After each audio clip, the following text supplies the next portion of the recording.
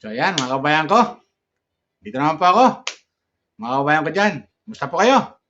Luzon, Visayas, Mindanao, mga viewers ko na mga tagahanga ng Pugong Biyahero, mga viewers sa Pugong Biyahero, Chris Pau, mga viewers ng Chris Pau, welcome kayo sa aking YouTube channel, Randy Channel, pag-subscribe, like, share, and comment. Maging sa ibang bansa ng mga OFW, ng mga kababayan natin, welcome kayo sa aking YouTube channel, please subscribe, like, share, and comment. Okay? Shoutout muna sa mga hinahangan ko charity vlogger, Pugong Biyahero, at ang kanyang team, Kalinga Prab, Kiabal, Atid na, Lori Aquino Talita, Katek Ram, yan, shout out, King Lax, at Virgin Care, at Ivana Alawi. Sa lahat ng charity vlogger, Senator Rapitol po sa kanyang programa. Welcome po kayo sa aking YouTube channel, mga viewers na mga nabanggit ko. Subscribe lang po kayo, like, share, and comment. Okay? Tuloy tayo mga viewers ko. Kasi mayroon akong napanood, upload video si Pugong Biyahero, yung binalikan nila, mga viewers ko, yung isang community, masama na ito community ng mga katutubo, na yung ang ulam nila ay ahas, mga viewers ko. Napanood nyo, yung ahas ang ulam, mga viewers ko. Binalikan nila yon. Yung pagbalik nila roon ay, ano to, may dala silang isda, mga viewers ko. Tapos, diluto ni Pugong Biyahero, mga viewers ko, yung ulam, para naman doon sa mga katutubo. Siyempre, bibira na sila mga kakain ng isda, sariwa, bihira lang, ang kanilang pag-ulam siguro palagi ay maraming gulay at yung mga exotic food kung anong meron doon sa gubat. Di ba? Mga verse ko, anong mahuli doon, yun. Mga exotic food, pwede. Gulay, yan, karamihan, pero karamihan dyan, gulay. Mga verse ko. Kaya, natutuwa ako mga viewers ko bilang viewers, tagahanga ng Pugong Biyahero, ay pinunta nila, binisita nila ito, binalikan nila, para ipagluto ng masarap na sinigang na isda. Oh, di ba? Sinigang or tinola, basta ganun, sinabawan na isda. Yun, pinagluto, tapos si Pugong mismo, ang gaganda to kay Pugong Biyahero mga viewers ko, siya yung nagluluto. Pinagluluto pa talaga niya. Tapos yun, sumabay na sila sa pagkain. Ang saya nila panoorin, ang sarap panoorin, ang isang Pugong Biyahero ay talagang handang maglingkod, hindi lang sa pagbibigay ng tulong, pagmamahal, pinaglilingkuran pa niya, mga viewers ko, yung kanyang beneficiary. Pinaglilingkuran niya, pinagluto pa niya. Di ba? So, ganun siya.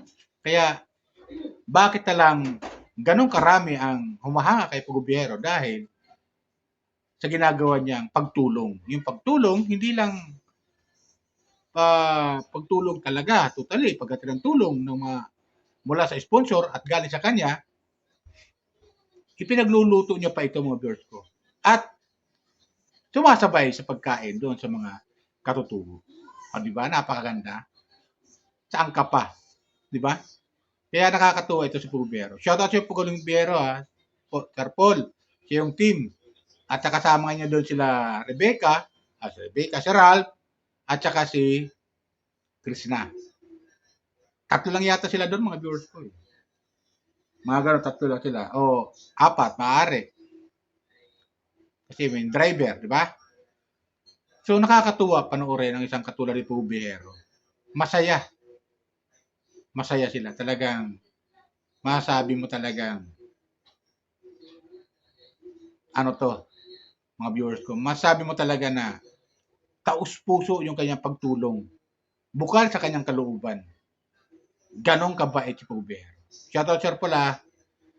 Pala Sir Paul, baka mapanood dito ang aking comment, react sa video, maglalabing lang po ako sa iyo, baka po pwede naman po. Kung maglalabing lang po ako na maging isang reactor mo at makakuha ako ng mga video clip sa mga upload video mo para maging gawin kong motivation habang ako ay nagre-reactor. Yan lang, may nagpapaalam lang ako, pwede lang. Kahit i-announce mo na sa mo, sa upload mo, mapanood ko naman, palagi ko naman napapanood yung upload mo, may announce mo lang na pinapayagan mo ko, ay malaking bagay na sa akin yun. Mga viewers ko. Di ba ganun yun? Sana mapanood mo, o mapanood mo ng PBT at may pasa kay Sir Paul, ako ay maglalambing lang, nakikiusap. Kung pwede lang. Naman. Pwede mo naman, kung pagsang-ayon mo, ay idaan mo rin sa, dito sa video, nanonood naman kasi ako lagi. kung anong masasabi mo sa aking hinihinging pabor, kung pupwede lang naman. Di ba ganun yun, mga viewers ko? So, ayan, tuloy tayo. So, yun nga, nakita ko na talagang, biro mo, inaakit pa nila yun kasi nandun sila sa highway, mga viewers ko, highway, tapos ando pa sa taas yung tinutulungan yung mga beneficiary niya ng mga katutubo, mga viewers ko. At pinunta nila ito bilang paghati na rin ng tulong pagmamahal. Tapos, ipinagluto pa niya ng masarap na ulam. Di ba? Natatakam nga ako habang kumakain na sila eh. Kasi talagang mukhang masarap yung luto ni Pugong Bihero eh. Yun, nakikain sila. Si Pugong Bihero, si Krishna, at si Ralph. Yun lang kasi nakita ko. Di ko lang amon kung yung may hawak ng camera eh, kasama nila doon.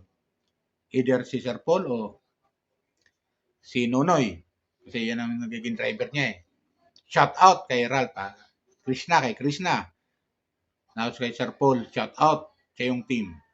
Salamat at nandiyan kayo at handang pagsilbihan o maghatid ng tulong pagmamahal sa mga kababayan natin na nangangailangan, lalo-lalo na sa mga beneficiary. Kaya, huwag nyo lang silang sukuan. Huwag nyo lang silang sukuan. Pagpatuloy nyo lang kasi kami mga viewers, palagi nanonood sa inyo at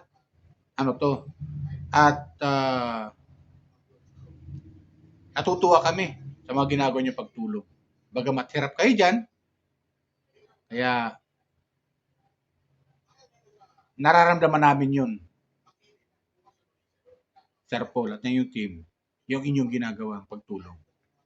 Masaya sa aming kalooban bilang viewers at ang may gaganti lang namin sa inyo, ipanoorin ang mga video nyo at huwag kami mag-skip ng yan. Di ba ganun yung mga viewers ko? Sana ganun din kayo mga viewers ko. Ginagawa ko, manonood tapos hindi mag-skip ng ham. Diba? At ang kapanapanabik na aabangan natin mga viewers ko, yung kailang Valentine's Day. Valentine's Day date. Di ba mga viewers ko? Di natin alam kung anong mga kasunod na kahinatnan ng kailang gagawin sa Valentine's Day. Either doon ipakita ni Krishna na sagutin niya na si Pugong kasi hindi naman natin naririnig eh. Kung talagang sila na. Bagamat nakikita natin na masubra silang sweet, pero di natin alam o kung sila na ba o sinagot na ba siya ni Krishna. Di ba? Kaya kaabang-abang doon sa February 14, yung kailang, yung kailang masabi nating love affair. Di ba? Bilang magkasintahan, girlfriend or boyfriend. Di ba ganun yun? Para maging official, siyempre, malalaman natin sa February 14. So, lahat ng mga viewers, kami mga viewers, Sir Paul, talagang nananabik na kami at inaasam-asam namin yung kasagutan ni Krishna. Sana marinig namin yung kasagutan ni Krishna. Siyempre, pag nasagot ka ni Krishna, ay masaya kami. Di ba? Pag di ka naman sinagot ni Krishna, ay malungkot kami. Di ba ganun yun? Pero para sa akin, nakikita natin, mga viewers ko, kita natin, 100% maaaring sagutin ni Krishna itong si Sir Paul. Talagang sobrang lambing kasi nilang dalawa. Kung makikita natin pag sa mga previous upload nila, yung sobrang sweetness nila. Tapos isipin mo, may balak pa silang pumunta ng Hong Kong, mga viewers ko. O, di ba? At kasama si Krishna. So, yun. Masabi natin talagang mapapamahal nga si Krishna kay Sir Paul.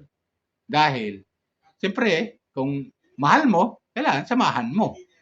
Pag pumunta ng Hong Kong, ikaw lang naman kung pag hindi mo mahal ang isang tao, ba't mo isasama sa Hong Kong? Di ba ganun yun? Bagamat kasama ni Sir Paul yung ibang mga team na mga kasamahan niya, sinasama niya sa mga travel abroad, pero mas masaya kung kasama si Krishna. Kaya inaabangan din natin yon sa yung papuntan lang ng Hong Kong. Di ba?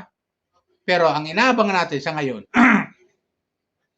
inaabangan natin yung February 14. Di ba? Kasi nung February 9, na celebration of Mansari, Hindi tayo masyadong masaya ron eh.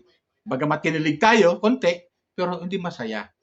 Yung February 14 talagang sigurado, mararamdaman natin yung saya at kilig sa kailang dalawa. Kaya, Chris Pau forever. Di ba gano'n yun? Para maging Chris Pau official na talaga sila. Bilang magka-love team, o di lang ma-love team, bilang nagmamahalan. Di ba? So yun lang sa akin mga viewers ko, sana ituloy lang natin ang pagsuporta sa PB team. Lalo-lalo na sa Chris Pau, bilang Chris Pau fanatic. Di ba gano'n yan? Chris Pau fanatic talaga. Nasabi ko.